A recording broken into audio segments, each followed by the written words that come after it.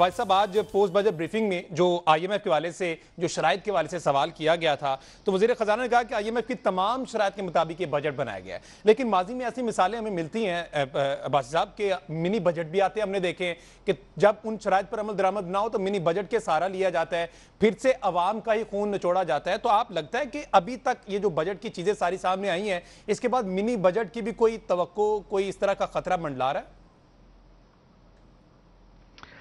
हमजा, चूँकि प्रोफेशनली मैं एक इंजीनियर हूँ और इंजीनियर सिर्फ बात करता है वो हार्ड फैक्ट्स की जो कि दुनिया में माने जाते हों। आपको पता है एक हफ्ता पहले वर्ल्ड बैंक की रिपोर्ट आई कि पाकिस्तान में गुर्बत की लकीर की सतह से कितने लोग कम हैं? 45%, यानी आधी हमारी आबादी वो गुर्बत की लकीर से नीचे है। गुर्बत की लकीर को वर्ल्ड बैंक ने कैसे डिफाइन किया हुआ है? जिसकी इनकम $10 यानी 3,000 से भी कम हो। अब हमजा देखिएगा, अली गौहर साहब भी मैं उनको भी दावा दूंगा कि ज़रा 2020 में देखिएगा कि 24% लोग सतह ये जो गुर्बत की लकीर है इसकी सतह से 24% कम थे, आज 45% है। ये कितने अफसोस की बात है कि पाकिस्तान की आधी आबादी, हम दुनिया में गरीब 3 मुल्कों में अब शुमार होने लगे। ये वर्ल्ड बैंक की रिपोर्ट है। अगर वर्ल्ड बैंक गलत कह रहा है तो गवर्नमेंट प्रोटेस्ट करे, जी आप गलत बात कर रहे हैं। लेकिन इससे ज़्यादा एक और दिलखराश बात करूं कि इसके लिए हाल ही हमेशा निकाला जा रहा है काफ़ी अरसे से कि जी बेनज़ीर इनकम सपोर्ट प्रोग्राम है, देखिए हम लोगों वहाँ पैसे देते हैं ताकि गरीब लोगों को ये पैसे दें। मैं आपके प्रोग्राम में एक ऐसी बात करने लगा हूँ कि मेरे ख्याल में जो भी सुनेगा वो अपना कलेजा थाम लेगा। एक एनजीओ है, उसके हेड ने आज से एक काम किया है, उसी बेनज़ीर इनकम सपोर्ट प्रोग्राम है, कोई 5 बिलियन का, और मेरे ख्याल में काम वो सारा फ्रॉड था, फ्रॉडुलेंट डिक्लेयर्ड हो गए, कोई 10 करोड़ का भी काम नहीं किया, 5 अरब क्लेम करके पैसे जेब में डालिए।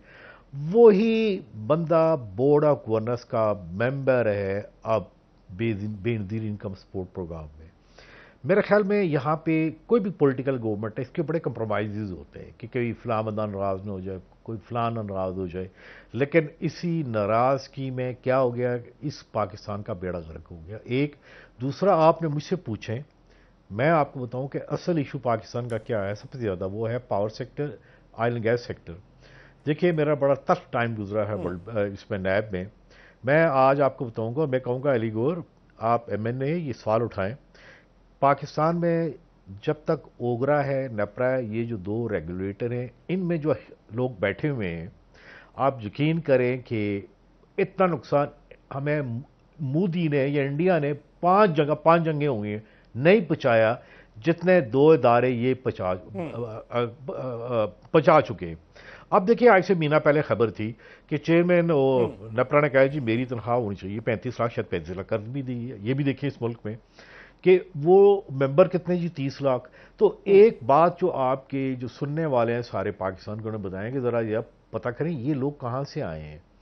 ये इन्होंने पाकिस्तान का बेड़ा गर्क कर दिया। और मैं आपको बताऊँ, आज आप जो बात होती है जंग की इंडिया के साथ, इंडिया की एक ही काम हो, एक ही उनकी फॉर्म है कि हमने पाकिस्तान के साथ इकनॉमिक वारफेयर करनी है, इसलिए इंडस वाटर ट्रीटी पे उन्होंने ट्रीटी सस्पेंड की है।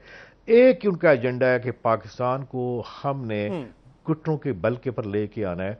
आपने कई दफा मोदी की स्पीच भी सुनी होगी, और अभी भी उसकी 4 दिन पहले की थी कि हमने पाकिस्तान को इकोनॉमिक फ्रंट के ऊपर नीचे लेके आना है। हमजा बात सुनिएगा, देखिए मैं एक जो भी बात कहूँगा मैं अकाउंटेबल हूँ, कोई बंदा मुझे उठा के कल सू कर सकता है कि तुमने बात सही गलत की है या गलत की है। बल्कि आप यंग आदमी है, देखिए आप दुबई में देखें बजट कैसे बनते हैं भाई, ये तो सारे मोबाइल पे, ये देखें स्पेंडिंग है, आप माशा खुद अर्न करते हैं, अपने घर का खुद बजट बनाते हैं। क्या चीज़ है, आप बेहतर बजट बना लेते हैं, आप तो किसी से कोई कर्जा नहीं लेते, लेकिन ये लोग कैसे बनाते हैं। असल एक और चीज़ भी होगी, हमारा ब्यूरोक्रेटिक्स जो क्लैप्स आया, वो क्लैप्स इतना खौफनाक आया है कि हम सही तरीके से बजट भी नहीं बना सकते। हमें, आप, मेरी अपील है पाकिस्तान के वो सारे जवान लड़कों, यंग जनरेशन की कि हमें 1 साल के अंदर आर्टिफिशियल इंटेलिजेंस, 4 मिनट है, 2-2 मिनट दीगर मेहमानों को भी देने। वापस आपके पास ब्रेक के बाद दोबारा से सर आपका ओपिनियन मैं लाजमी लूंगा। अब इन सवालों के जवाब भी तो लेने। अली गौहर साहब भी हमारे साथ मौजूद हैं। अली साहब, जिस तरह से अभी अब्बासी साहब फरमा रहे थे, फैक्ट्स कुछ और कह रहे हैं, लेकिन नंबर गेम जो है हुकूमती अरकान कुछ बताते हैं, वो मूडीज और फिच की एग्जाम्पल देते हैं, लेकिन ग्राउंड रियलिटीज जिस तरह से अब्बास साहब ने भी बताई, अजहर सदीक साहब भी बता रहे हैं, वो कुछ डिफरेंट है। अब अगर देखा जाए तो इस बजट में वजीर आजम की जानिब से अतियात देने वाले भी वो 22 करोड़ रुपया निकाला है, उसमें से वो भी अगर अवाम के पैसों से देना है तो सर हुकूमत अपने लिए अपनी तरफ से क्या कर रही है? ये सारा कुछ अवाम पर डाला जा रहा है, नंबर्स कुछ और बताते हैं लेकिन अमली काम कुछ और होता है। नहीं, ऐसी बात नहीं है कि नंबर कुछ और हैं। असल सूरत-ए-हाल ये है कि इसमें तो कोई दूसरी राय नहीं है कि पाकिस्तान को बड़े-बड़े चैलेंजेस हैं। लेकिन हमने देखना ये है कि मौजूदा हुकूमत ने किन बहरानों से पाकिस्तान को निकाला है। जो लोग श्रीलंका की मिसालें देते थे और पाकिस्तान को के खिलाफ आईएमएफ को खतूत लिखते थे कि पाकिस्तान को कर्जा ना दें, ये वही लोग थे जिन्होंने पाकिस्तान की तारीख के सबसे बड़े कर्जे लिए और उसके बाद जाती दफ़ा उस मुआहदे को अपने हाथों के साथ सोप ताज किया, जिससे पाकिस्तान की आलमी दुनिया में सुबकी हुई। और उसके बाद उन चैलेंजेस से निकाल के पाकिस्तान को अपने पाँव पर खड़ा करना, पाकिस्तान में महंगाई की शरह को कम करना, और ख़ास तौर पर आज ही आप देख लें कि जब ये बजट अनाउंस हुआ है, ये प्रोपोगंडा करने वाले किधर हैं? जब स्टॉक एक्सचेंज आपने देखा है कि आज जो है वो मैक्सिमम हाईएस्ट स्कोर के ऊपर गई है, तो ये इनको अपने गिरेबान में झांकना चाहिए। मैं बिल्कुल इत्तेफाक करता हूँ, आज भी हमारे पाकिस्तान के जो अवाम है वो मतलब है कि जाहिर है कि जब तक हम आईएमएफ के इस जंगल से बाहर नहीं आएंगे तो हमारे पास चैलेंजेस हैं।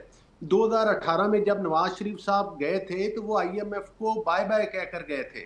ये आईएमएफ के पास ले जाने वाले वही लोग हैं जो कहते थे कि भाई जब हमारी हुकूमत आएगी तो हम कोई अरस्तू किस्म का वजीर खजाना लगाएंगे।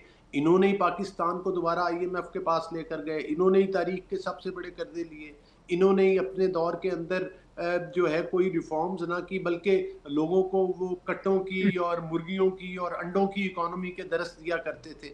ये इनके हालात थे जो आज पाकिस्तान की मईशत के ऊपर पीटीआई के लोग तनकीद करते हैं। इनको जरा खुद भी देखना चाहिए। केपीके में इनकी गवर्नमेंट है। जरा जवाब अजहर सदीक साहब से ले ही लेते हैं क्योंकि अभी उन्होंने बड़े तनकीद के निस्तर बरसाए हैं। पहले चंक में हमने देखा उन्होंने कहा कि जनाब ये सारी चीजें जो हैं ये कहते कुछ है करते कुछ है। अजहर सदीक साहब, जिस तरह से भी अली गौर साहब बता रहे हैं कि 2018 में तो मियां साहब जो है बाय बाय कर गए तो उसके बाद वापस लाने वाले आप हैं, तो जब आपके बजट आए 2 से 3 बजट, उसमें भी आईएमएफ का असर रसूख था, इंप्लीमेंटेशन करवाई गई, तो अब भी आईएमएफ करवा रहा है, तो फिर सर एतराज किस बात का है? अच्छा, वो बात तो सच है मगर रुसवाई की है। आईएमएफ के 5 प्रोग्राम मियां नवाज शरीफ साहब ने लिए हैं। अच्छा, हमने तो शुरू के 2 साल आईएमएफ का प्रोग्राम ही नहीं लिया। हमने आपके सामने, और वो फैसला गलत था। मैं खुद कहता हूं कि वो फैसला गलत था। हमने कोशिश करके देखी लेकिन हमें बांध दिया गया था कि पीछे इन्होंने जो माइन हम पे कहते हैं ना, जो पीछे इन्होंने खंदकें खोदी थी। अब अंदाजा लगाएं, पाकिस्तानी तारीख उठाकर देख लें इन सियासी हुकूमतें कहां से कहां उठाकर ले आई। आप जरा गौर करें, आज आपके सामने अफगानिस्तान है, जरा करेंसी देखें क्या है, अपना इंडिया के साथ कंपैरिजन करके देख लें। जो करेंसी हमें याद है मैट्रिक के दौर में हमारा 90 पैसे होते थे और उनका 1 रुपया होता था, यानी इतना। और आज मार्जिन देखे बैठकर और हमें बताते फिर रहे हैं कि क्या किया। अच्छा चले जरा 2-3 चीजें और आगे की तरफ ले चलते हैं। बिजली का आपने बड़ा जबरदस्त बताया, 7 रुपए का रिलीफ, वो कहाँ गया? मैं तो कह रहा था गोरख धंधा है सारा। आप गैस के नर्क उठाकर देखें, भैया हमने कहा लेके जाने को, आपने सीखा कब है? आपने एग्रीकल्चर पे टैक्सेस लगाकर अब जो आगे करने जा रहे हैं, आप जरा गौर कीजिएगा। जब हुकूमत छोड़ के गए थे 42,000 के करीब था कर्जा था, इस वक्त 73,000 है। 3 सालों में 30,000 अरब कर्जा जो है। खुदारा क्या करेंगे कौम के साथ? ये महंगाई शंगाई का जो ड्रामा है ना, जाकर एक आम आदमी का बजट तो पूरा करके दिखाएं। गरीब आदमी रो रहा है, खुदकुशी कर, रोजाना देख रहे हैं खुदकुशी कितनी कर रहे हैं। हम साथ देंगे इनको, भाई हमें कहते हैं आगे हमारी मईशत में क्या करें। मईशत में आपके पास अपना और इसहाक डार की कलाई तो मिफ्ता इस्माइल ने खोल के रख दी है, इनके अपने लोगों। और मैं अभी एक टीवी प्रोग्राम में बताने लगे, मैं नाम नहीं बता रहा उनका, जब उन्होंने कहा बजट में बात करनी है वो भाग गए। वो कहता रहा भाई मैं बजट क्या डिफेंड करूंगा। वो ये आप देखें ना, अभी भी मेरे भाई अली गौर साहब, वो हमारी हुकूमत का ऐसा कर दिया वैसा कर दिया। भाई अगला ये बताओ कि ये जो तुम करके जा रहे हो, तुम जो ये मायने, यानी अपना एक बेचारा वो कुल्फी वाला जो है, नॉन फाइलर जो है, वो कुल्फी लेने, कुल्फी में भी टैक्स देना पड़ेगा, आपको पता है आने वाले दिनों में। तो और जितनी चीजों के ऊपर आप जुल्म कर रहे हैं, असल जो आपको बढ़ाना है वो क्या बढ़ाना है? इनडायरेक्ट टैक्सेस कैसे बढ़ाएंगे आप? यानी ये बता रहे हैं टैक्स रिलीफ दिया, सुने एक बात खत्म, टैक्स रिलीफ दी है, कितना दिया है? जो एक बंदा करोड़ों रुपया टैक्स सैलरी लेगा ना, उसको 16,000 रुपया महीने का टैक्स रिलीफ दिया है। जो बेचारा लेगा लाखों में, वो कितने हैं, 400-500 रुपया, उस रिलीफ को क्या करना है? तनख्वाह तो आपने इन्फ्लेशन के मुताबिक बढ़ाई नहीं है, या तो इन्फ्लेशन के मुताबिक तनख्वाह बढ़ाते फिर तो समझ आती बात। और पेंशनर के साथ जुल्म कर दिया। पीटीवी में देखें जरा, कितना पैसा झोंक दिया है सिर्फ चंद एंकर को देने के लिए, और वहां का जो मुलाजिम है पेंशनर रुल गया बेचारा।